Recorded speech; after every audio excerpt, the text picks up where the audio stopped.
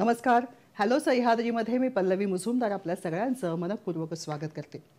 रयतेचा राजा जाणता राजा असं आपण ज्यांचं वर्णन करतो ते हिंदवी स्वराज्याचे संस्थापक छत्रपती शिवाजी महाराज यांची जयंती 19 फेब्रुवारीला आपण साजरी करतो. शिवराज्याभिषेक सोहळ्याची 350 वर्ष ही जेवढी मोलाची तेवढंच शिवप्रेमींसाठी शिवजयंती, शिवराज्याभिषेक आणि शिवरायांच्या संदर्भातलं सगळं काही तितकंच मोलाचं. मुळातच अभिमान वाटावा असं हे व्यक्तिमत्व. त्या काळी केलेलं नियोजन, त्या काळी आखलेल्या योजना या आजच्या काळातही तितक्याच मार्गदर्शक, दिशादर्शक आहेत. रयतेचा राजा जाणता राजा असं ज्यांचं वर्णन केलं जातं ते छत्रपती शिवाजी महाराज. त्यांना मानाचा मुजरा करून आजच्या कार्यक्रमाला सुरुवात करते. मंडळी, छत्रपती शिवाजी महाराजांचं जेव्हा नाव घेतलं जातं तेव्हा पारंपरिक आणि साहसी खेळांमध्ये ते अतिशय पारंगत होते हे महत्त्वाचं आठवतं. रामदास स्वामींनी सुद्धा आपल्याला युवा पिढीला खास करून क्रीडाचं महत्त्व, खेळांचं महत्त्व हे सांगितलेलं आहे. त्याचबरोबर शाहू महाराजांनी सुद्धा कुस्तीला खास प्रोत्साहन दिलेलं आहे. आंतरराष्ट्रीय कीर्तीचे मल्ल खाशाबा जाधव हे सुद्धा याच महाराष्ट्रातल्या मातीचे. हे सगळं म्हणण्याचं कारण असं आहे ते म्हणजे छत्रपती शिवाजी महाराज क्रीडा कुंभ 2024 सध्या सुरू आहे. त्याविषयी आजच्या भागामध्ये जाणून घ्यायचे. बरोबरीने कौशल्य विकासाच्या दृष्टिकोनातून विविध योजना, रोजगाराच्या योजना हे सगळं काही सुरू आहे. तेव्हा कौशल्य विकासाच्या नवीन दिशा कोणत्या आहेत हाच आहे आजचा आपला हॅलो सह्याद्रीचा विषय. कौशल्य विकासाच्या नवीन दिशा जाणून घेण्यासाठी आज आपण खास आमंत्रित केलेलं आहे कौशल्य विकास, उद्योजकता, नाविन्यता मंत्री तथा मुंबई उपनगर जिल्हा पालकमंत्री, क्रीडा कुंभचे संकल्पक माननीय मंगलप्रभात लोढा सर. सर नमस्कार. हॅलो सह्याद्रीमध्ये आपलं मनपूर्वक स्वागत करते. सरांच्या बाबतीत बोलायचं तर नाव हीच त्यांची मोठी ओळख आहे, तरी सुद्धा औपचारिक ओळख करून देते. सरांचा जन्म सामाजिक कार्याची जाण आणि बाळकडू असलेल्या घरामध्ये झाला. ते स्वतः कायदेतज्ञ आहेत. शिक्षण घेत असताना त्यांना सामाजिक कार्याची ओढ स्वस्थ बसू देत नव्हती. शिक्षण झाल्यावरही त्यांनी हायकोर्टामध्ये राजस्थान इथं वकिलीचा व्यवसाय सुरू केला. परंतु वडील हायकोर्टात न्यायाधीश झाल्यावर त्यांनी मुंबई हे कार्यक्षेत्र निवडलं. मुळात राजकीय, सामाजिक आणि या विविध उपक्रमांमध्ये स्वतःला त्यांनी झोकून दिलं. धार्मिक, कल्याणकारी उपक्रम ते राबवत असतात. महाराष्ट्राच्या विधानसभेवर आमदार म्हणून 6 वेळा निवडून येण्याचा विक्रम सरांच्या नावावर आहे. माहितीचा अधिकार तसंच सहकारी गृहनिर्माण संस्थांच्या कार्यासंबंधीचे कायदे यामध्ये सरांचं मोठं योगदान आहे. सध्या कौशल्य विकास, रोजगार, उद्योजकता आणि नाविन्यता तथा मुंबई उपनगर जिल्हा पालकमंत्री अशा महत्त्वाच्या खात्यांचा कार्यभार कॅबिनेट मंत्री या नात्याने सर बघत आहेत. बांधकाम क्षेत्रातलं अग्रणी व्यावसायिक व्यक्तिमत्व म्हणून सरांची ओळख आपल्या सगळ्यांना आहेच आहे. याशिवाय अनेक सामाजिक आणि धार्मिक कार्यात त्यांचं मोठं योगदान असतं. त्यांच्याशी संवाद साधताना त्यांच्या कामाविषयी त्याचबरोबर त्यांच्या व्यक्तिमत्वाचे अनेकविध पैलू हे उलगडत जाणार आहेत. आपलाही सहभाग या कार्यक्रमात तितकाच महत्त्वाचा आहे. संपर्कासाठी दूरध्वनी क्रमांक चटकन टिपून घ्या. ते आहेत असे 24908050 24988050. मुंबई बाहेरचे प्रेक्षक आणि मोबाईलवरून संपर्क साधताना 022 हा STD कोड तुम्हाला माहिती आहेच आहे. छोटीशी विनंती, नेहमीप्रमाणे प्रश्न विचारताना TV सेटचा आवाज थोडासा कमी ठेवा जेणेकरून आमचा आवाज तुमच्यापर्यंत व्यवस्थित पोहोचू शकेल. त्याचबरोबरीने विषयाच्या अनुषंगाने नेमके प्रश्न आम्हाला तुमच्याकडून अपेक्षित आहेत. आपल्या चर्चेला सुरुवात करूया. तर सगळ्यात आधी सह्याद्री वाहिनीसाठी आपण वेळ काढलात व्यस्त दिनक्रमातनं तुमचे मनपूर्वक आभार मानते. सुरुवातीलाच सह्याद्री वाहिनीच्या प्रेक्षकांतर्फे जेव्हा छत्रपती शिवाजी महाराज महाकुंभ 2024 असं आपण म्हणतो, 26 जानेवारीला त्याचं उद्घाटन झालेलं आहे. सर, या महाकुंभची संकल्पना आपली आहे. अतिशय वेगळी, पारंपरिक साहसी खेळांना प्रोत्साहन देण्याची ही संकल्पना मुळात सुचली कशी सर? मी महाराणा प्रतापचे कार्यक्षेत्र राजस्थानने जन्मलो आणि छत्रपती शिवाजी महाराजचे विक्रमी स्थान महाराष्ट्रामध्ये मी माझ्या जीवन 25-30 वर्षापासून आहे. मी बालपासून राष्ट्रीय स्वयंसेवक संघाचे स्वयंसेवक आहे. हिंदुत्वाचे विचार, राष्ट्रीयत्वाचे विचार हे माझ्या जीवनाचे एक आदर्श स्रोत आहे. ज्यावेळी पूर्ण महाराष्ट्रामध्ये छत्रपती शिवाजी महाराजचे 350 वर्ष राज्याभिषेकचा काय कार्यक्रम चालला होता आम्ही सर्व मित्रगण बसले आणि आम्ही अशा चर्चा केली की आपण मुंबईमध्ये काय करू शकता. तो मुंबईमध्ये जे आपले पारंपरिक जुने खेळ आहे त्या खेळाच्या पुनर्जीवन करण्यासाठी त्याने चालना देण्यासाठी आपण काय करू, म्हणून हा छत्रपती शिवाजी महाराज खेल महाकुंभच्या परिकल्पना आली. आणि आम्ही इथे मुंबईमध्ये पूर्ण मुंबई महानगरपालिका क्षेत्रामध्ये मुंबईचे दोघेही कलेक्टर आणि मुंबई महानगरपालिका आणि महाराष्ट्र सरकार चाराने एकत्र करून आणि यामध्ये क्रीडा भारती म्हणून संस्था कोऑर्डिनेटर म्हणून काम करत आहे. आम्ही सर्वजण मिळून हा कार्यक्रमाची रचना केली आणि कार्यक्रम आता मुंबईमध्ये सुखसर रीतीने चाललेला आहे. वा, फार आगळी वेगळी संकल्पना आहे सर. मुंबईचे पालकमंत्री या नात्याने मुंबईच्या सगळ्या खेळाडूंकडे सुद्धा आपलं लक्ष असतं हे यातून काहीसं साबित होतंय. सर, जेव्हा आपण पारंपरिक आणि साहसी खेळ असं आपण म्हणतो तेव्हा वैयक्तिक प्रकारामध्ये सांघिक प्रकारामध्ये कोणकोणते खेळ आहेत हे आम्हाला जाणून घ्यायची उत्सुकता आहे. या स्पर्धेमध्ये लेझिम, मलखांब, लंगडी, रस्सीखेच, विटीदांडू, कबड्डी, खो खो, फुगडी, ढोल, ताशा पथक असे सांघिक खेळ, तर पावनखिंड दौड, मल्लखंब, पंजा लढवणे, मल्लयुद्ध, दंड बैठक, दोरीच्या उड्या असे व्यक्तिगत स्पर्धा होत आहे. मला सांगते अतिशय आनंद होत आहे की अतिशय चांगला प्रतिसाद मुंबईकरांनी दिला. 2 लाखपेक्षा जास्त सहभाग्याने यामध्ये भाग घेतला आणि अतिशय परिवार असा ते खेळाच्या मैदानामध्ये येतात आणि हा खेळ त्यांचे वडिलांनी पण कधी आपले बालकाल्यामध्ये खेळला असता तर त्यांचे पण आनंद होता. एक पारिवारिक स्पर्धा, पारंपरिक खेळ असा स्वरूप मुंबईकरांच्या सहयोगाने हा खेळाने मुंबईमध्ये मिळाला आहे. मस्त, हे खूप छान सांगितलं सर तुम्ही. जे आपल्या पूर्वजांनी खेळलेले खेळ आहेत ते आजच्या पिढीला या निमित्ताने खेळायला मिळतात, सहभागी होता येते. बरोबरीने हे जिथं जांभोरी मैदानामध्ये हे सगळं जिथं घडून येत आहे तिथं ते मैदानसुद्धा बघण्याजोगं आहे. तिथे असलेल्या या स्पर्धांचं त्याचबरोबर साहसी खेळांचं प्रात्यक्षिक होत आहे. ही रचनासुद्धा आकर्षक आहे. किल्ल्यांच्या प्रतिकृती तिथे आहेत. या लक्षवेधी रचनेविषयी आपली काय योजना होती, काय विचार होता? छत्रपती शिवाजी महाराजांच्या काळामध्ये जे किल्ले बांधले गेले त्यांचे आजही काही जवाब नाही आहे. कोणीही आर्किटेक्ट, कोणीही इंजिनियर ते किल्ले आता आज बांधू शकत नाही. तर ते महाराष्ट्राचे सर्व युवक युवत्यासाठी एक अतिशय आदर्श आणि प्रेरणादायक गोष्ट आपले छत्रपती शिवाजी महाराजांचे काळेचे बांधलेले किल्ले आहे. नक्कीच. म्हणून आम्ही जंबोरी मैदानमध्ये ज्यावेळी आमचे गव्हर्नर माननीय रमेश बैस साहेब आले होते, आमचे मुख्यमंत्री माननीय श्री एकनाथरावजी शिंदे आले होते, तो त्यांचे समोर हा जंबोरी मैदानामध्ये हा खेल महाकुंभाची सुरुवात आपण किल्ला प्रदर्शित केली. 21 पेक्षा किल्ले आपण तिथे विभिन्न संस्थाने स्वतः निर्माण केले होते आणि त्यावेळी ते चांगल्या कार्यक्रमचे माध्यमातून ते ह्या खेल महाकुंभाची सुरुवात झाली. मस्त सर, तुम्ही आता उल्लेख केला ते म्हणजे 2 लाखाहून अधिक खेळाडूंनी यात सहभाग घेतलेला आहे.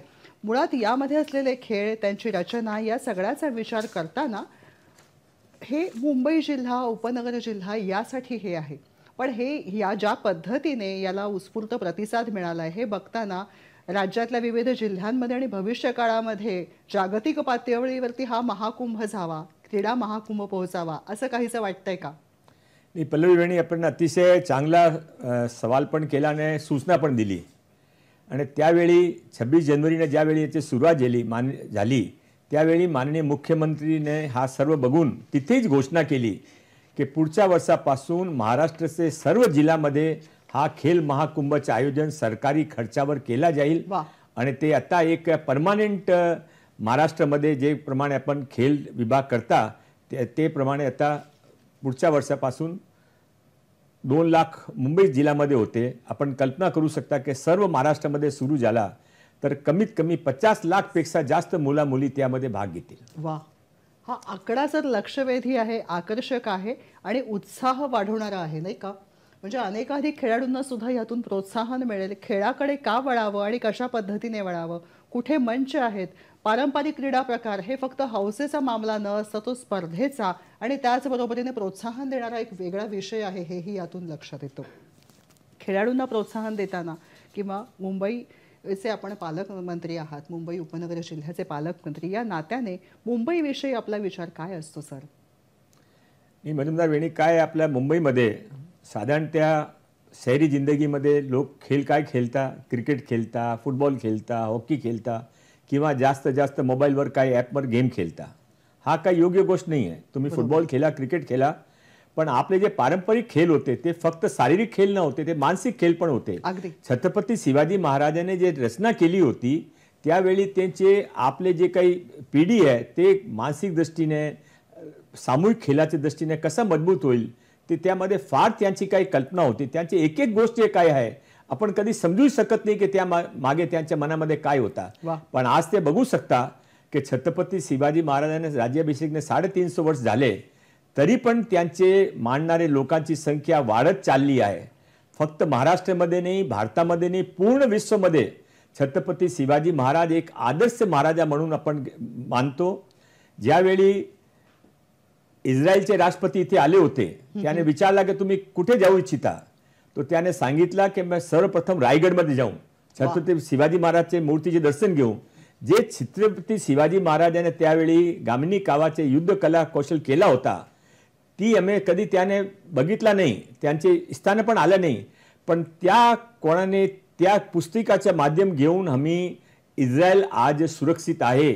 आम्ही जे सर्व आमचे आजूबाजूचे विरोधीने लढत आहे, आमची संख्या कमी आहे, आमचे विरोधी जास्त आहे, तरी पण छत्रपती शिवाजी महाराजांना आदर्श घेऊन आम्ही जे युद्धाची रचना केली म्हणून आम्ही वाचलो. हा ते छत्रपती शिवाजी महाराजचा काय प्रभाव आहे आपण ते कल्पना करू शकत नाही. 350 वर्षामध्ये त्यांचा प्रभाव द्विगुणित चौगुणित झाला आहे.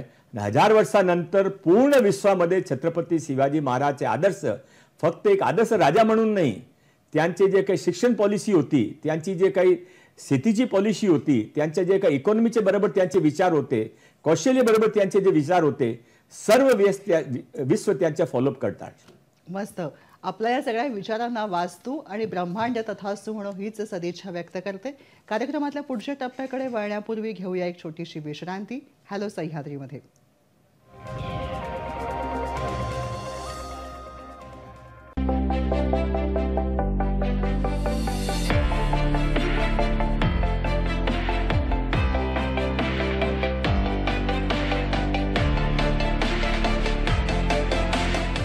क्रीडांगण, क्रीडा विश्वातील ताज्या घडामोडींवर आधारित कार्यक्रम क्रीडांगण.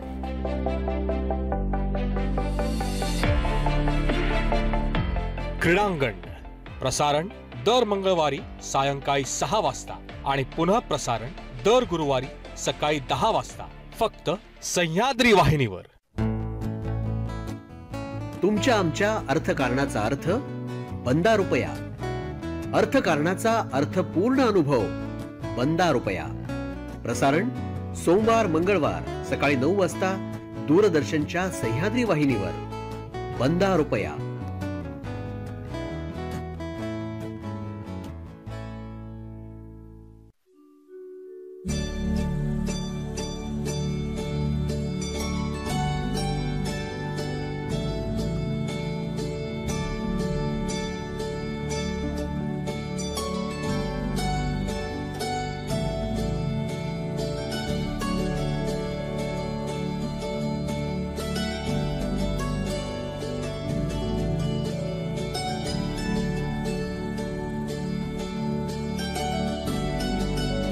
एक भारत श्रेष्ठ भारत प्रसारण दर सोमवारी सायंकाळी 5:30 वाजता आणि मंगळवारी दुपारी 2 वाजता फक्त सह्याद्री वाहिनीवर.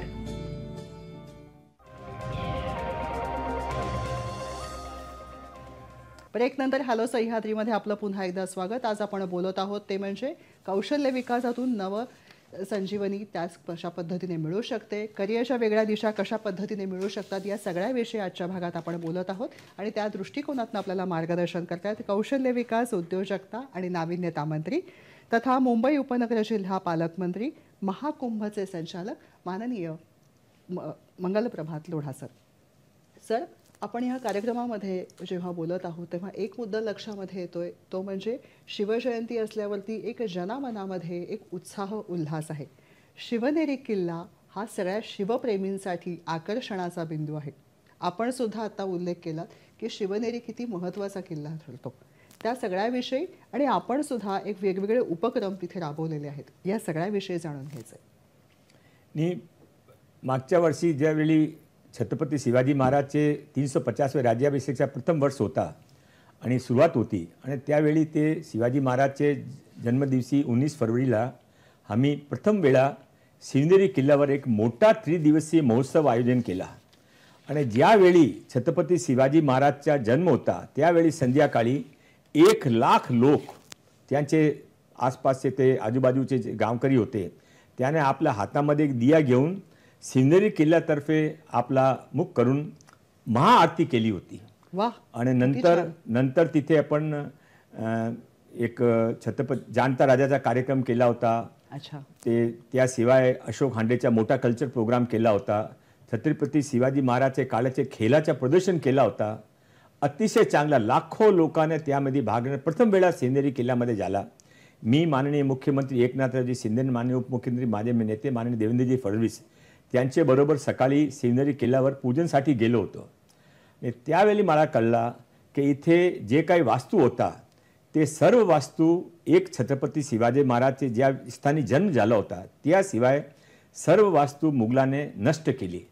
त्यावेळी माझ्या मनामध्ये आलं की एक दिवस येतील नाही तर सर्व वास्तू आपण पुन्हा यावेळी उभे करू आणि छत्रपती शिवाजी महाराजांच्या काळामध्ये शिवनेरी किल्ल्याचा गौरव कसा होता ते पण लोकांना कळू देऊ. मस्त. हा उद्दिष्ट आणि ही कल्पना अतिशय प्रेरणादायी आहे आणि ह्याच्यामध्ये लक्षात येतं की शिवनेरीची रचना किंबहुना महाराष्ट्रामध्ये असलेल्या किल्ल्यांची रचना त्याही पलीकडे तामिळनाडूपासून तंजावरपर्यंत सगळीकडे पसरलेल्या या किल्ल्यांची रचना ही सुद्धा शिवाजी महाराजांनी काही विचारपूर्वक आखलेली आहे. आणि त्या दृष्टिकोनातनं सर मंत्री या नात्याने त्या सगळ्याविषयी आपण विचार करता ही आम्हा शिवप्रेमींसाठी सुद्धा आनंदाची गोष्ट आहे. काय सांगू शकता? आणि त्यावेळी आमची सरकारने माननीय मुख्यमंत्री माननीय उपमुख्यमंत्रीने त्यावेळीचे बजेटमध्ये अशी घोषणा केली होती की 350व्या वर्षाचे औचित्य साधून आपण महाराष्ट्रामध्ये 8 ठिकाणी छत्रपती शिवाजी महाराजचे म्युझियम उभे करू. वाह. तर एकच म्युझियम एकही छत्रपती शिवाजी महाराजचे पूर्ण जीवनकाळच्या म्युझियम एकच असा उभा करण्यापेक्षा आम्ही टुरिझम मिनिस्टर माझ्याकडे होतं त्यावेळी आम्ही असा निश्चय केला की मी 9 ठिकाणी 9 वेगळे वेगळे म्युझियम उभे केलो. शिवनेरीमध्ये छत्रपती शिवाजी महाराजचे बाल्यकाल, गोराईमध्ये छत्रपती शिवाजी कालामध्ये जे जल आपली स्थिती होती आपण जे काही मोठे मोठे आर्मर तयार केले होते त्यावेळी आपण मोठे जहाज आपल्याकडे होते, जलकुंभ आपण जलकिल्ले पण तयार केले होते त्या सर्व आपण तिथे तयार करू. जिजामाताचे जन्मस्थानी आपण जिजामाताने कसा शिवाजी महाराजने तयार केला. शिवाजी महाराज असे तयार नाही झाले. ज्यावेळी शिवाजी महाराज गर्भमध्ये होते त्यावेळीपासून जिजामाताने असा मनामध्ये निश्चय केला असेल की जे काही त्या काळाची स्थिती होती मुघलाचे जे अत्याचार चालले होते कोणी त्यांच्या समोर उभा राहिला पाहिजे. तो ते उभा राहिला पाहिजे ते माझे पोटामध्ये जे आहे ते माझा मुलगा किंवा मुलगी होईल ते उभे राहील असा म्हणून त्यांचे जे गर्भसंस्कार झाले. म्हणून छत्रपती शिवाजी महाराज बाल्यकालपासून असे तेजस्वी ओजस्वी होते आणि ते तिथे आपण असा 9 वेगळे वेगळे ठिकाण छत्रपती शिवाजी महाराजचे मावले आता ते अतिशय ते एक एक मावले आपण कल्पना नाही करू शकता इथे पराक्रमी आणि इथे ते त्यांचे वेगळे वेगळे व्यक्तिमत्व होते. तो छत्रपती शिवाजी महाराजचे मावळांचे आपण एक वेगळा म्युझियम तयार केले आहे. हा 9 म्युझियम 9 स्थानामध्ये आपण तयार करण्याची रचना केली होती.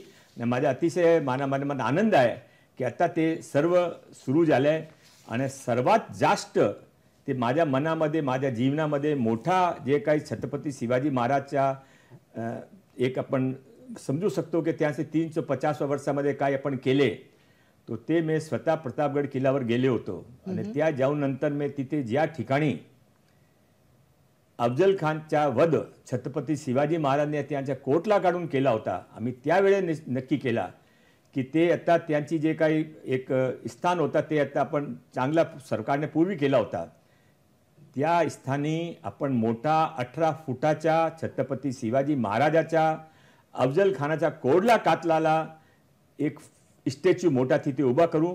आम्ही त्यावेळी तिथे एक 10 करोड रुपयाचा फंड टुरिझम मिनिस्टर म्हणून जे स्कूल ऑफ आर्टने दिला. ते पुतळा आता तयार झालेला आहे. 6 महिन्याचे आत ते पुतळा तिथे दिसेल आणि ते पुतळा आपले जे आपला काय स्कूलमध्ये आपण काय सांगता मुघलांना आक्रमण केला, हुणाने आक्रमण केला, अंग्रेजांना आक्रमण केला, आपण गुलामाची मनोवृत्तीने वाढ देता. हा जे काही पुतळा असेल ते आपला गौरवमय इतिहासाच्या आपल्या युवा पिढीने वाव देईल. हे सर खूप छान सांगितलं की हा पुतळा जो आहे तो आपल्या युवा पिढीला प्रेरणा आणि शौर्य याची साक्ष देईल. जेव्हा आपण असं म्हणतो तेव्हा आपलं युद्ध आहे ते शत्रूंशी. शत्रूंची भूमिका काय आहे तर त्या काळामध्ये परकीयांचं आक्रमण हे शत्रू होते. आजच्या काळामध्ये जेव्हा शत्रू असं म्हणतो तेव्हा बेरोजगारी किंवा शिक्षण न घेणं, कौशल्यामध्ये तंत्रज्ञानामध्ये मागे असणं हे आपले शत्रू आहेत. युवा पिढीने या शत्रूंवरती मात करून कौशल्य विकास, रोजगार, त्याचबरोबरीने नवीनपूर्ण कौशल्य आत्मसात करावी यासाठी आपल्या विभागामार्फत त्यांना रोजगार मिळावा यासाठी सुद्धा आपण प्रयत्नशील असतात. ते या विभागामार्फत अनेकविध उपक्रम सुद्धा आपण राबवत असतात. या सगळ्याविषयी जाणून घ्यायला सुद्धा आम्ही उत्सुक आहोत. माझ्याकडे आता कौशल्य विकास विभाग आहे आणि छत्रपती शिवाजी महाराजचे 350वे वर्ष आहे म्हणून मी मजुमदार वेणी पूर्वी एक पुस्तिका तयार केली, महापुरुषाचे कौशल्य विकास. आणि छत्रपती शिवाजी महाराजांनी फक्त काही हिंदवी स्वराज्याची स्थापना केली, मुघलाचे मानमर्दन केला, किल्ल्याचे निर्माण केलं असं नाही आहे. त्याने कौशल्यासाठी काय काय महाराष्ट्राने दिला, सावरकरांनी काय काय दिला, महात्मा फुलेने काय काय दिला, डॉक्टर आंबेडकर साहेबांनी काय काय दिला, ते सर्व आपण ते कौशल्य विकास पुस्तिकामध्ये एक अतिशय चांगली पुस्तिकाचा निर्माण केला. ते पुस्तिकाच्या लोकार्पण नागपूरमध्ये माननीय गव्हर्नर साहेबच्या हस्ते झाला. आत्ता हा पुस्तिका आपले सर्व 422 जे काही आपले ITI आहे त्यामध्ये शिक्षणाचा भाग झालेला आहे आणि जो काही विद्यार्थी त्यामध्ये कौशल्य पुस्तिकाचे अध्ययन करून ते एक्झाममध्ये बसतील किंवा ते आपल्या कोर्सेसमध्ये उत्तीर्ण होतील त्याने त्यांच्या एक्स्ट्रा मार्क मिळतील अशीच पण व्यवस्था आपण केलेली आहे. महापुरुषाचे कौशल्य विकास पुढच्या पिढीकडे जावा हा आमच्या एक कौशल्य विकास विभागाच्या छत्रपती शिवाजी महाराजांचे 350वे वर्षामध्ये प्रयत्न होता आणि ते प्रयत्न आम्ही पूर्ण केला. मस्त. जेव्हा हे पुढच्या पिढीकडे जावं असं आपण म्हणतो तेव्हा पुढच्या पिढीने कौशल्य आत्मसात करताना सुद्धा रोजगाराची दिशा आणि त्या दृष्टिकोनातून विचारांमध्ये स्पष्टता असणं हेही तितकंच महत्त्वाचं आहे नाही का सर? कौशल्य विकासासाठी आपल्या विभागामार्फत ज्या अनेकविध संधी या युवा पिढीसाठी आपण निर्माण करून दिलेल्या आहेत त्याविषयी. वेणी असं आहे की महाराष्ट्रामध्ये अतिशय चांगले विद्यार्थी आहे, शिक्षणाची स्थिती फार चांगली आहे. पण प्रॉब्लेम काय आहे की आपल्याकडे रोजगार आहे, लाखो रोजगार आहे. प्रत्येक कंपनीमध्ये एक HR डिपार्टमेंट असतात, त्याच्याकडे 40, 50, 60 लोक प्रत्येक दिवशी फक्त त्यांचे असं काम आहे की लोकांना शोधा रोजगारसाठी. आणि हा एक वेळा एक तर्फे आहे आणि ते पण आपण आता बघू शकता की लाखो विद्यार्थी रोजगारसाठी आपल्या हातामध्ये डिग्री घेऊन फिरत आहे. हे काही महाराष्ट्रामध्ये आज जे काही आंदोलन वगैरे चाललं आहे त्यामध्ये मागे काय आहे, त्यामागे रोजगार आहे. सर्वांना रोजगार किंवा स्वरोजगार मिळाला तो सर्व संतुष्ट असेल. म्हणून आम्ही एक ब्रिज म्हणून कौशल्य विकास डिपार्टमेंट काम करत आहे. ज्याने रोजगार हवा आहे त्यांचे रोजगार किंवा स्वरोजगार त्यासाठी त्याने प्रशिक्षण देत आहे आणि ज्याने लोक पाहिजे हा त्याने बरोबर त्यांचे बायोडेटा घेऊन त्याचे मुलाखत करून आपण प्रयत्न करत आहे की सर्वांना रोजगार मिळावे आणि महाराष्ट्राचे लोकांना रोजगार मिळावे यासाठी आपण रोजगार मिळावे आयोजित करत आहे. यासाठी आपण सिम्पोजियम पण आयोजित करत आहे. फार मोठा कार्यक्रम महाराष्ट्रामध्ये रोजगार वाढवण्या देण्यासाठी आपण सुरू केलेला आहे. मस्त. या सगळ्याविषयी आणखीन जाणून घ्यायचं आहे पण छोटीशी विश्रांती घेऊन आम्ही लगेच परत येतोय. बघत रहा हॅलो सह्याद्री.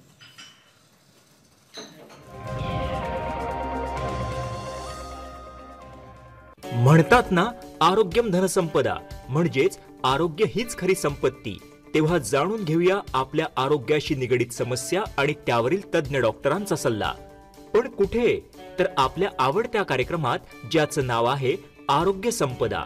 तर बघायला विसरू नका आरोग्य संपदा प्रत्येक बुधवार आणि शनिवार दुपारी 12 वाजता, पुन्हा प्रसारण रात्री 11 वाजता आणि दुसऱ्या दिवशी सकाळी 9 वाजता. तांबड्या कुशीत पाऊस शिरावा अन मातीतून अंकुर फुटावा.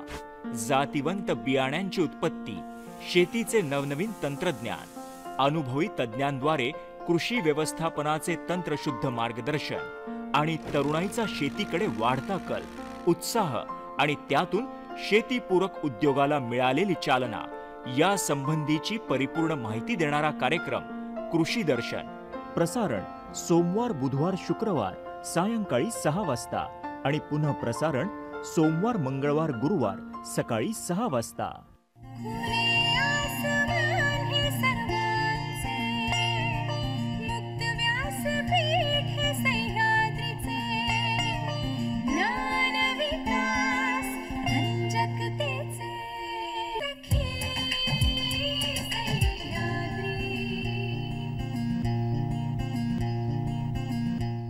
सखी सह्याद्री दर मंगळवार आणि गुरुवार दुपारी 12 वाजता. शिवाय या कार्यक्रमाचं थेट प्रसारण सह्याद्री वाहिनीच्या फेसबुक पेजवर आणि YouTube चॅनलवरही उपलब्ध.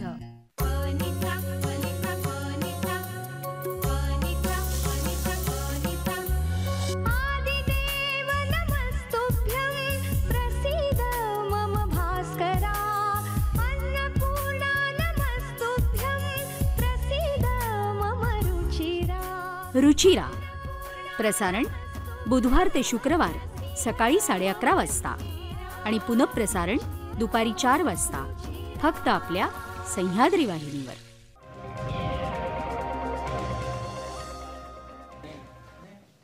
ब्रेकनंतर हॅलो सह्याद्रीमध्ये आपलं पुन्हा एकदा स्वागत.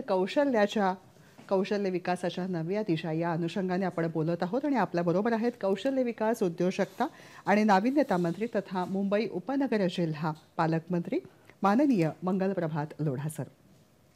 सर, आपण बोलत आहोत तेव्हा एक गोष्ट लक्षामध्ये येते की रोजगार निर्मिती आणि त्या दृष्टिकोनातनं कुशल कामगारांची निर्मिती या दृष्टिकोनातनं आपण सतत प्रयत्नशील आहात. अनेकविध उपक्रम आपण राबवता, महामेळावे करता. मुळात कौशल्य विकास हा जेव्हा म्हणतो तेव्हा कुशल कामगारांची निर्मिती हेही तितकंच महत्त्वाचं आहे. याविषयी आपल्याकडनं जाणून घ्यायचं आहे, पण तत्पूर्वी आपल्यासाठी दूरध्वनी क्रमांक चटकन टिपून घ्या. प्रेक्षक हो, आपला सहभागही तितकाच मोलाचा आहे. 24908050 24988050. मुंबई बाहेरचे प्रेक्षक आणि मोबाईलवरून संपर्क साधताना 022 हा STD कोड आहे. सर, आपण सांगत होतं ते म्हणजे कुशल कामगारांची निर्मिती याविषयी. असं आहे की मी जसं सांगितलं की लोकांना कुशल कामगाराची गरज आहे ना, आपले विद्यार्थ्यांनी रोजगार किंवा स्वरोजगारची गरज आहे. आमची सरकार हा ब्रिज म्हणून काम करत आहे. म्हणून आपण लहान मोठे रोजगार मेळावे आयोजित करत आहे. आत्ता आपण नागपूरमध्ये अतिशय मोठा रोजगार मेळावा माननीय उपमुख्यमंत्री देवेंद्रजी फडणवीस यांच्या मार्गदर्शनामध्ये केला. त्यामध्ये 12,000 लोकांनी 3 दिवसामध्ये स्वरोजगार मिळावा. आत्ता परत या 29 फरवरी 1 मार्चला आपण ठाण्यामध्ये माननीय मुख्यमंत्री एकनाथरावजी शिंदे यांचे मार्गदर्शन आणि नेतृत्वामध्ये मोठा मेळावा तिथे ठाण्यामध्ये आयोजित करत आहे. असे मोठे छोटे रोजगार मेळावे आपण करत आहे. पण असं आहे की आपल्याकडे जे काही ITIमध्ये आपले कोर्सेस आहे ते फार जुने कोर्सेस आहे. ते आपले जे काही लॅब आहे फार जुनी मशिनरी आहे. म्हणून आपण आपले विद्यार्थी तिथे कोर्सेसचा सर्टिफिकेट घेऊन पुढे जाता. पण नंतर काय, आत्ता आपण पूर्वी सरकारकडे 300 करोड रुपये केंद्राचे आलेले फक्त पडलेले होते. अच्छा. आत्ता आपण ते 300 करोड रुपये मागचे 2 वर्षांमध्ये रिनोव्हेशनसाठी ITIचे सुरू केलेलं आहे. त्याशिवाय आपल्याकडे वर्ल्ड बँकने 3000 करोड रुपये दिलेले आहे आपली स्किल युनिव्हर्सिटीसाठी, ITIसाठी, रोजगारसाठी. वा. तो फंडची आता कमी नाही आहे. आत्ता आपण ITIमध्ये जे मुलामुलींना एक्झॅक्टली नवीन स्किल आहे ते देत आहे. त्याशिवाय आपण महाराष्ट्रामध्ये 28,200 ग्रामपंचायत आहे. एकही ग्रामपंचायतमध्ये स्किल सेंटर न होता. स्किल डिपार्टमेंट, स्किल काय विषय आहे यांच्या महत्त्व सर्वप्रथम आझादीचे 70 वर्षानंतर माननीय पंतप्रधान नरेंद्रभाई मोदी ज्यावेळी ते 2014मध्ये प्रधानमंत्री झाले त्याने सर्वप्रथम भारतमध्ये 2015मध्ये स्किल डिपार्टमेंट सुरू केला आणि नंतर त्यावेळेचे मुख्यमंत्री माननीय देवेंद्र फडणवीसजीने महाराष्ट्रामध्ये स्किल डिपार्टमेंट सुरू केला. आत्ता स्किल हा काळाची गरज आहे. आपले विद्यार्थी स्किल अपस्किलिंग केली तर भारतामध्ये काही विदेशामध्ये कुठेही जाईल तर नोकरी मिळेल. वा. आपला काम अपस्किलिंगचे आहे. आपल्याकडे आपण जे काही ITIमध्ये लॅब आहे ते नूतनीकरण करत आहे. गावामध्ये तिथे स्किल सेंटर उभे करत आहे की गावाच्या मुलामुलीने शहरामध्ये यायची कंपल्सरीली गरज नाही. ते येऊ शकता पण कंपल्सरीली गरज नाही. आणि त्याशिवाय आपले एक गोष्ट लक्षात आली की आपण काय करता की कुठून रिक्वायरमेंट आली की आम्हाला 15 वेल्डर पाहिजे, आम्हाला 50 ड्रायव्हर पाहिजे, तर आपण ते तयार करून मागे पडता. आणि त्यामध्ये इतकी ओव्हर सप्लाय होता की ज्यापर्यंत आपण ते तयार करून मुलामुलीने पुढे जातात तोपर्यंत त्यांचे ते संपून जातात. आता आपण काल एक न्यूजपेपरमध्ये बघितला, एक ठिकाणी फक्त रेल्वेसाठी 100 लोकांची सफाई कामगारांची जरूरत होती. 22,000 लोक तिथे इंटरव्ह्यू देण्यासाठी आले. हा आज रोजगारची स्थिती आहे. ओहो. तर म्हणून आपण काय केला की 10-5 वर्षानंतर माननीय पंतप्रधान मोदीजींनी आता काय केला, ड्रोनचं प्रशिक्षण दिया, आर्टिफिशियल इंटेलिजन्सचं प्रशिक्षण दिया, त्यांच्या म्हणणं आहे की ग्रीन एनर्जीचं प्रशिक्षण दिया. जे काही फ्युचरचे कोर्सेस आहे 2 वर्षानंतर 5 वर्षानंतर जे काही विश्वने किंवा भारताने गरज लागणार आहे ते सर्व कोर्सेस आपण हळूहळू आपला कोर्सेसमध्ये सामील करत आहे. मला माननीय मुख्यमंत्री, माननीय उपमुख्यमंत्री, माननीय सर्व सहकार्याचे अतिशय चांगला सहकार्य आहे आणि आम्ही असा समजू शकतो की 2 वर्षाचे आत आम्ही अशी स्थिती होऊ की रोजगार किंवा स्वरोजगार जो विद्यार्थीने महाराष्ट्र में हवा आहे त्याच्या महाराष्ट्राची सरकार, आमच्या डिपार्टमेंट त्याच्याबरोबर उभे राहील. अतिशय प्रेरणादायी असा हा विचार आपण मांडलेला आहे. सर, कार्यक्रमामधला फोन आहे, तुमच्या परवानगीने तो घेऊ इच्छिते. राजेश कोळी आपल्याशी बोलताय जळगावहून. नमस्कार राजेशजी. राजेशजी, टीव्हीचा आवाज बारीक करा आणि चटकन प्रश्न विचारा. सर, माझे 2 प्रश्न आहे सर. बोला. नमस्कार मॅडम. नमस्कार, पटकन प्रश्न विचारा आपला. मॅडम, माझे 2 प्रश्न आहे. होय. लहान मुलांनी खेळाकडे वळावे यासाठी शासन स्तरावर कोणते कार्य होते का किंवा कसे? बरं. आणि दुसरा आहे मॅडम की लहान मुलांना क्रीडा साहित्य घेण्यासाठी कोणती योजना आहे शासनाची? अशी 2 प्रश्न आहेत. ओके. तर सगळ्यात आधी मी सांगू इच्छिते की आजचा आपला विषय आहे तर कौशल्य विकासामधनं नवसंजीवनी याविषयी आपण बोलत आहोत आणि क्रीडा महाकुंभ हा सध्या सुरू आहे. त्या दृष्टिकोनातनं आपली ही चर्चा पुढे चाललेली आहे. पण तरी सुद्धा लहान मुलं आणि खेळाडू या दृष्टिकोनातनं सर आपण काही मार्गदर्शन करू इच्छिता का? राजेशजी, आपण अतिशय चांगला प्रश्न केला, सर्वांसाठी उपयोगी प्रश्न आहे. आपले प्रश्नाचे उत्तरामध्ये माझ्या मनामध्ये असं समाधान आला की माझ्याकडे जे ITI आणि ते पॉलिटेक्निकल स्कूल्स आहे त्यामध्ये आपण पुढच्या वर्षापासून देशी खेळाचे साठी जे काही खेळ साहित्य लागतील त्यांची व्यवस्था तिथे करू. 1 लाख विद्यार्थ्यांना तिथे मिळेल ना. त्या ITI मध्ये जे काही देशी खेळ इच्छिता बाहेरचे विद्यार्थी येऊ इच्छिता त्याने पण आपण त्याचे परवानगी देऊ. आणि त्याशिवाय तुम्ही जे खेळ साहित्यामध्ये काही कन्सेशन मिळू शकता हे प्रश्न जे विचारलेला आहे ते मी आत्ता माननीय मुख्यमंत्री, माननीय खेळ मंत्री त्यांची सूचना देऊ. मी तुम्हाला सांगू इच्छितो की सरकारच्या मनामध्ये देशी खेळांना प्रोत्साहन देण्याचे अतिशय प्रामाणिकपणे प्रयत्न करणार आहे. तुमच्या प्रश्नाचं उत्तर पुढच्या 2 वर्षामध्ये तुम्हाला तिथे जाग्यावर मिळेल. वा, आज आत्ता ताबडतोब कृतिशीलता झालेली आहे. अतिशय आनंददायी असं हे उत्तर आहे. सर, जेव्हा कौशल्य विकास, रोजगार याविषयी आपण विचार करतो तेव्हा स्वनिर्माण आणि स्टार्टअप हा मुद्दा आपल्या राज्यासाठी सुद्धा तितकाच महत्त्वाचा आहे. रोजगारासाठी इथे तिथे न भटकता स्वयंरोजगाराची योजना राबवण्यामध्ये महाराष्ट्र राज्य अग्रणी असावं यासाठी सुद्धा आपण स्वतः प्रयत्नशील आहात. या सगळ्याविषयी जाणून घ्यायचंय. महाराष्ट्रामध्ये 21,715 स्टार्टअप आहे आणि देशामध्ये 107 युनिकॉर्न आहे. त्यामध्ये 27 युनिकॉर्न फक्त महाराष्ट्रामध्ये आहे. वा. स्टार्टअप युनिकॉर्नमध्ये आपण महाराष्ट्र सर्वात पुढे आहे. पण आपण यावेळी 2 गोष्टी केलेली आहे. या वर्षापासून जे काय स्टार्टअपांना आपण सपोर्ट देतो त्यामध्ये आपण 25% मुलींचे जे स्टार्टअप चालतात त्यांच्यासाठी रिझर्व केलेलं आहे. मुलींना आपले विद्यार्थींना प्रोत्साहन देण्यासाठी, आपली महिलांना प्रोत्साहन देण्यासाठी स्टार्टअपमध्ये रिझर्वेशन, स्टार्टअप फंड जे आपण सहायता करतात त्यामध्ये रिझर्वेशन केलेलं आहे. आणि त्याशिवाय कोणीही बाहेरच्या स्टार्टअप इथे येऊन फक्त रजिस्ट्रेशन करून महाराष्ट्र सरकारच्या जे काही फॅसिलिटीज आहे त्यांचा लाभ घेतो 2-3 वर्षानंतर इथून निघू जाता ते आता आपण चालू देणार नाही. आपण त्याच्याकडे हमीपत्र घेतो, आपण त्याची फार तपासणी करतो की ते पुढे पण महाराष्ट्राच्या लोकांना रोजगार देणार का, महाराष्ट्रामध्ये काम करणार का. नंतरही आपण स्टार्टअपने सपोर्ट करतो. स्टार्टअप महाराष्ट्राचा फ्युचर आहे. महाराष्ट्राचे विद्यार्थींसाठी स्टार्टअपमध्ये जे काही त्यांना हवं आहे ते आपण प्रयत्नपूर्वक मदत करू असं आपला धोरण आहे. वा. सर, या सगळ्याविषयी विचार करताना महाराष्ट्रामध्ये किंवा ग्रामीण भागातला जो युवा वर्ग आहे त्यांच्याकडे विचारधारा आहे, काहीतरी करायची जिद्द आहे, पण नेमकं कुठे आणि कशा पद्धतीने जावं याविषयी कधी कधी संभ्रम निर्माण होण्याची शक्यता आहे. कौशल्य विकास कशा पद्धतीने ग्रामीण भागातले युवक साधू शकतात? वेळी तुमचा प्रश्न अतिशय उपयोगी प्रश्न आहे. हा रिअल में असं आपली प्रॉब्लेम आहे की गावामध्ये मुला-मुलींकडे आता काय करायचा, कसा करायचा त्यांच्याकडे मार्ग नाही आहे. पंतप्रधान नरेंद्रभाई मोदीजीने हा गावाचे मुळामुळीने आपण चांगला मार्गदर्शन देऊ शकत नाही, सरकारी योजना त्यापर्यंत पूर्णतः पोहोचत नाही असा विचार करून पूर्वी त्याने खेळाचा विषय हातामध्ये घेतला आणि गावाचे विद्यार्थीने खेळामध्ये कसा सहभाग जास्त घ्यावा त्याने प्रयत्न केला.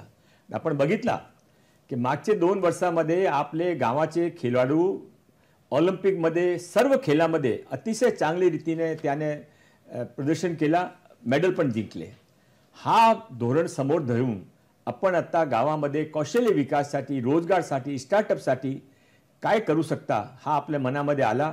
आपण पूर्वी 500 सेंटर गावामध्ये उभे केले, आता यावेळी परत 1000 सेंटर उभे करणार आहे आणि त्याशिवाय 100 कॉलेजेसमध्ये यावेळी गावाचे कॉलेजेस त्यामध्ये 75 कॉलेज आहे, त्यामध्ये आपण कौशल्य विकास केंद्र उभे करत आहे. पुढच्या 10 दिवसामध्ये त्यांची ओपनिंग होईल. आपण ऑल आउट जेथे जरूरत आहे तिथे आपण कौशल्य विकास केंद्र फक्त कौशल्य विकास केंद्र नेऊन त्यांच्या पुढे काय ते टाईअप पण करू असा आपला प्रयत्न राहील. नक्कीच या सगळ्याविषयी अधिक विस्तृततेने जाणून घ्यायचे वेळ झाली छोट्याशा विश्रांतीची. बघत रहा हॅलो सह्याद्री.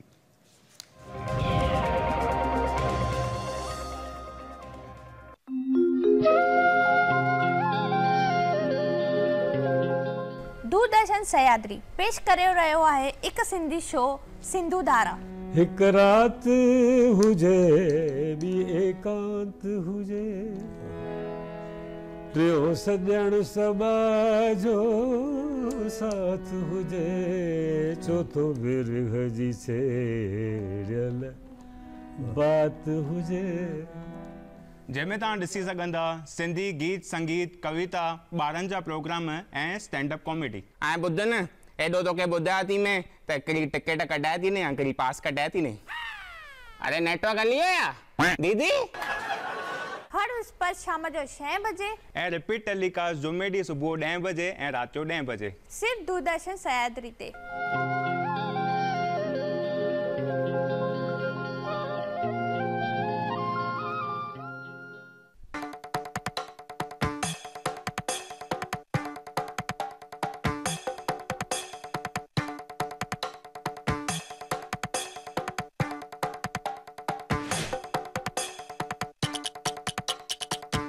एक भारत श्रेष्ठ भारत प्रसारण दर सोमवारी सायंकाळी 5:30 वाजता आणि मंगळवारी दुपारी 2 वाजता फक्त सह्याद्री वाहिनीवर. तुमच्या आमच्या अर्थकारणाचा अर्थ बंदा रुपया. अर्थकारणाचा अर्थपूर्ण अनुभव बंदा रुपया. प्रसारण सोमवार मंगळवार सकाळी 9 वाजता दूरदर्शनच्या सह्याद्री वाहिनीवर. बंदा रुपया.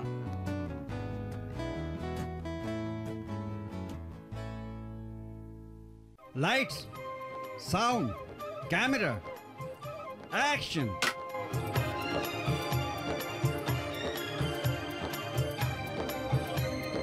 तराने पुराणे सोमवार ते शुक्रवार सकाळी 8 वाजता, सोमवार ते गुरुवार सायंकाळी 5 वाजता आणि रात्रो 10:30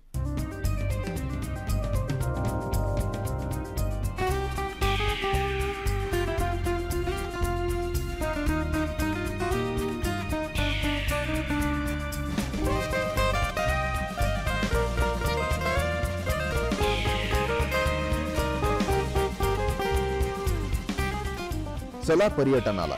प्रसारण दर सोमवारी रात्री 8 वाजता आणि पुन्हा प्रसारण बुधवारी सकाळी 10:30 वाजता आणि दुपारी 2 वाजता.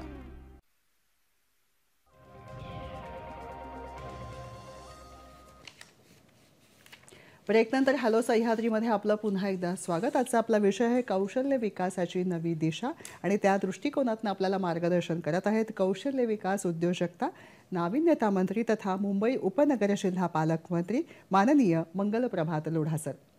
सर ब्रेकनंतर आपण पुन्हा आलेलो आहोत. फोन खोळंबलेला आहे, तुमच्या परवानगीने तो घेऊ इच्छिते. आपल्याशी बोलताय तो कुडाळकर जळगावहून. नमस्कार कुडाळकरजी. हॅलो नमस्कार. प्रश्न विचारा सर. हा नमस्कार सर. मी स्वतः कौशल्य विकास व उद्योजकता मंत्रालय भारत सरकार पुरस्कृत जनशिक्षण संस्थान येथे संचालकपदी आहे. माझा अनुभव असा आहे की कौशल्य विकास प्रशिक्षण यशस्वी केल्यानंतर महिलांना स्वतःच्या उद्योग व्यवसायांमध्ये उद्योग व्यवसाय चालू करण्यासाठी अशा अडचणी येतात की कधी कधी संवाद कौशल्याचाही अभाव असतो, आत्मविश्वास कमी असतो, बँक कर्ज पटकन मिळत नाही, विपणन मार्केटिंगसाठी संधींचा देखील अभाव असतो. हा माझा अनुभव आहे. त्याच्या संबंधी काय केलं जावं, आपण काय गायडन्स कराल सर? धन्यवाद. धन्यवाद सर. उद्योग सुरू करण्यासाठी कशा पद्धतीने पुढे जाता येईल महिलांना? तुमचा प्रश्न योग्य प्रश्न आहे. मध्ये आपण सायनमध्ये एक असे महिलांची उद्योजकाची एक परिषद घेतली होती आणि त्यावेळी माननीय मुख्यमंत्री उपमुख्यमंत्रीने अशी घोषणा केली होती की ते आपले महिला बचत गट आहे किंवा महिला उद्योजक आहेत त्यांचे सर्वात जास्त मोठी प्रॉब्लेम आहे की मार्केटिंगची प्रॉब्लेम आहे, ब्रँडिंगची प्रॉब्लेम आहे. तर आता मुंबईमध्ये आपण मार्केटिंग अँड ब्रँडिंगसाठी प्रत्येक वार्डामध्ये महिला बचत गटाच्या सेशन घेत आहे, त्यांनी प्रशिक्षण देत आहे. आणि असंही सेशन आणि प्रशिक्षण आपण पूर्ण महाराष्ट्रामध्ये प्रत्येक विधानसभा वाईज पुढच्या 1 वर्षामध्ये घेऊन महिला बचत गटासाठी विशेष स्किलिंग, मार्केटिंग स्किल जे काही तुमच्या म्हणणं आहे ते करून सरकारी योजनाचे त्यांचा लाभ कसा पोहोचू शकतो ते पण प्रयत्न करू. पण मी आपला प्रामाणिकपणे सांगू शकतो की 1-2 वर्षामध्ये रामराज्य येणार नाही. तरी पण आपण प्रयत्न करत आहे. 70 वर्षामध्ये जे काही झालेलं नाही ते माननीय मोदीजीने आणि आमची सरकार पूर्ण करण्याचा प्रयत्न करत आहे. पण पुढच्या 1 वर्षामध्ये तुमच्या यामध्ये फार स्पीडाने चांगला काम होत आहे असा दिसेल. वा, खूप आशादायक असं हे चित्र आहे. पण जेव्हा असं आपण म्हणतो तेव्हा संयमाची परीक्षा ही मोठी असते आणि संयमाने या सगळ्याला वाटचाल करणं हेही तितकंच महत्त्वाचं आहे. एक नक्की आहे की या काळामध्ये आपण कौशल्यावरती आणि आत्मसात करण्यावरती अधिक भर देऊ शकतो, नाही का सर? बरोबर आहे सर. या सगळ्याविषयी बोलत असताना एक महत्त्वाचा मुद्दा सतत पुढे येतो, तो म्हणजे आपण पालकमंत्री आहात. मुंबई उपनगर जिल्ह्याचे पालकमंत्री या नात्याने आपण मुंबई उपनगर जिल्ह्यासाठी अनेकविध उपक्रम राबवत असता, नागरिकांची सतत काळजी घेत असता, त्यांचं जगणं या महानगरीमध्ये सुकर व्हावं यासाठी आपण सतत प्रयत्नशील असता. याविषयी आपल्याकडनं जाणून घ्यायचं आहे. मुंबई सबर्बन जे काही जिल्हा आहे ते सर्वात मोठा असं आपण सांगू शकता. तिथे 24 आमदार आहे, 4 तिथे MLC आहे, 8 तिथे खासदार आहे. इतके मोठे जनप्रतिनिधी एकही जिल्ह्यामध्ये त्याशिवाय नाही. खरं. आणि मुंबईमध्ये आपल्याला माहिती आहे की जागेची कमी आहे, फार समस्या आहे, खेळण्याचे मैदान नाही. तर आम्ही पालकमंत्री झाल्यानंतर काय काय केले आपले माझ्या एक गोष्ट आली लक्षात आली की आपण कोणाही महिलासाठी तर जास्त प्रॉब्लेम आहे, पण पुरुषासाठी पण इथून आपण हायवेमध्ये गेले की त्या कोणाने भेटायला गेले तो 1-2 तासच्या कधी कधी ट्रॅव्हलिंग असता. त्यामध्ये आपले वॉशरूम किंवा यूज करून इच्छा होती तर आपण एकही वॉशरूम बरोबर पण उभे राहू पण शकत नाही. लाखो लोक तिथे यूज करत आहे, 1-1, 2-2 टिपी ते यूज करत आहे. फार दयनीय स्थिती ते वॉशरूमाची आहे. तो माझा प्रथम निर्णय असा केला की मी माझ्याकडे ज्यावेळी मी पालकमंत्रीचा पदभार घेतला त्यावेळी त्याने विचारला की आपल्याकडे किती फंड शिल्लक राहिलेला आहे. तो आमच्याकडे 322 करोड रुपये शिल्लक होते.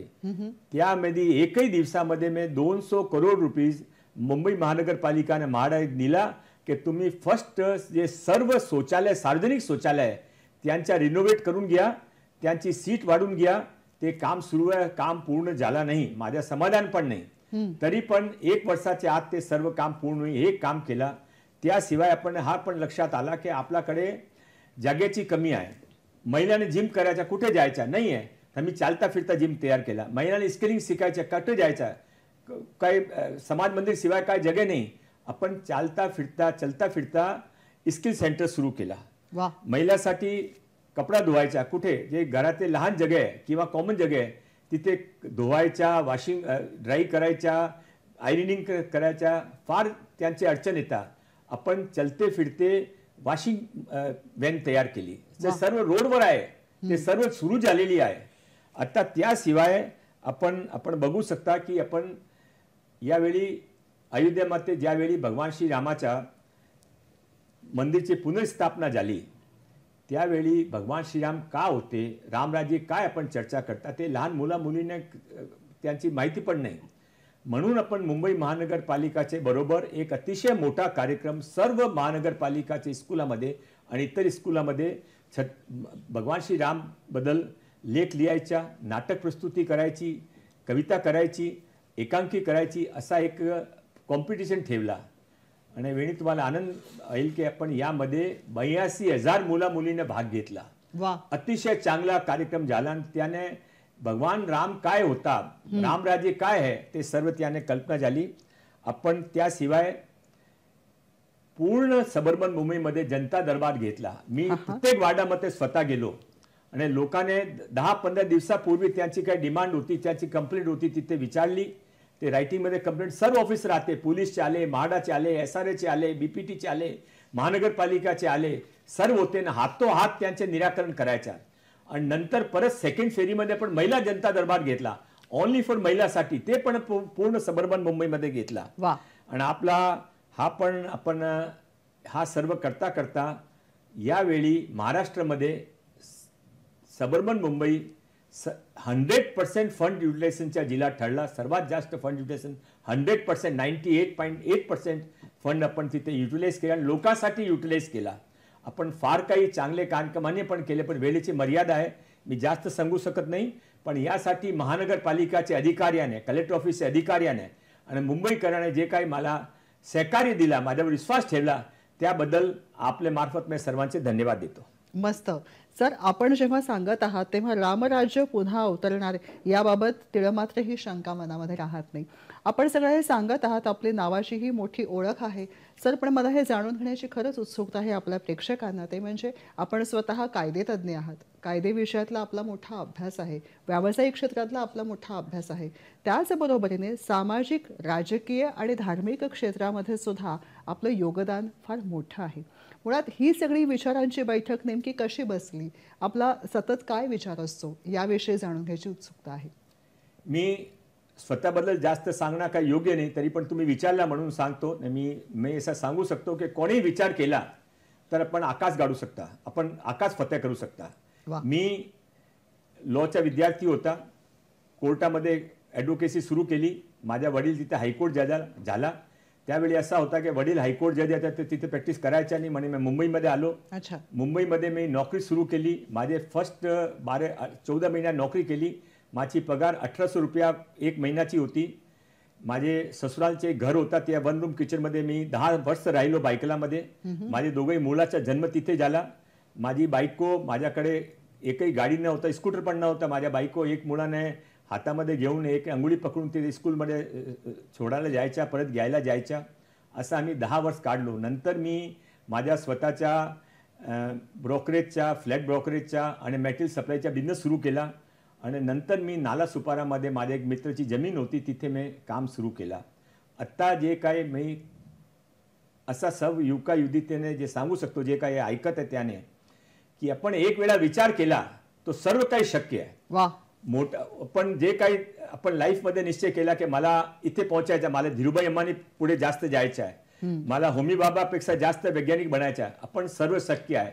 सर्वात मोठी ताकद विश्वमध्ये कोणाच्याकडे आहे तो त्याची मनाची शक्ती आहे. आपण मनाच्या शक्तीमध्ये विश्व निर्माण करू शकता. महाराष्ट्राचे युवक युवतीमध्ये फार चांगले संस्कार छत्रपती शिवाजी महाराजाचे आहे, फुलेचा आहे, आंबेडकरांचा आहे. हा सर्व संस्काराने घेऊन आपण पुढे जाऊ आणि महाराष्ट्राचा सुजलाम सुफलाम करू, असं मी सर्वांना यश इच्छितो. मस्त सर, तुमचं बोलणं इतकं प्रेरणादायी आहे. या सगळ्यामधून एक गोष्ट लक्षात येते मंडळी, की क्षमतेबरोबरच विचारधारा, मनाचं संतुलन, शारीरिक सुदृढता ही तितकीच महत्त्वाची आहे. योग्य वयामध्ये योग्य दिशा आणि या बरोबरीने योग्य विचारधारा ही तितकीच महत्त्वाची आहे. कष्टाविण फळं ना मिळते तुझं कळते, परी ना वळते म्हणण्यापेक्षा ते वळवून घ्यायला हे आपण शिकायला हवं. कौशल्य विकासाच्या, रोजगाराच्या अनेकविध संधी या शासनाकडून आपल्यासाठी उपलब्ध झालेल्या आहेत, त्याचा लाभ घ्यायला हवा. योग्य वेळी योग्य पावलं उचलायला हवीत. या सगळ्याच्या माध्यमातून आजचा हा कार्यक्रम. सर, जाता जाता काही बोलायचं आहे आपल्याला? नाही, मी पालकमंत्री म्हणून माझ्या मनामध्ये एक चांगली गोष्ट आहे की मुंबईकराची होती, मुंबई मूळतः कोलीची होती. मुंबईचे एक संस्कार आहे. हळूहळू ते रोहिंग्या, बांगलादेशी मुंबईमध्ये आणून मुंबईमध्ये जे काही सुरू केला ते मुंबईचे लोक त्याच्याकडून त्रस्त होते. मी सुरुवातीमध्ये मालवणीमध्ये जे काही चालला होता त्याने थांबविला. आता एक मध्ये तिथे मालवणीमध्ये जे काही एक मलाड मालवणीमध्ये जे काही एक प्रकार घडला होता, त्या प्रकाराचे प्रेरणा घेऊन आम्ही महाराष्ट्रामध्ये मुंबईसाठी सुरक्षासाठी जे काही करू शकता ती मी पालकमंत्री म्हणून बांगलादेशी रोहिंग्याने काढण्यासाठी एक समितीचं गठन केलं आहे. आरे कॉलनीमध्ये जे काही अत्याचार चाललेला, आरे कॉलनीमध्ये जे काही एन्क्रोचमेंट चालला त्याच्यासाठी एक समितीचं गठन केलं आहे. मुंबईकरांसाठी राहावी, सुरक्षित राहावी यासाठी मी पालकमंत्री म्हणून प्रयत्न करत आहे आणि त्यामुळे माझ्या मुंबईकरांच्या आणि महाराष्ट्र सरकारच्या फार सहकार मिळत आहे. त्याबद्दल मी लोकांची अजून सहकार्याची अपेक्षा करतो की मुंबई सुरक्षित राहावी. नक्कीच. वेळात वेळ काढून जर आपण सहभागी झालात आपल्या उपक्रमांना मनपूर्वक आणि भरभरून शुभेच्छा देते. धन्यवाद. नमस्कार.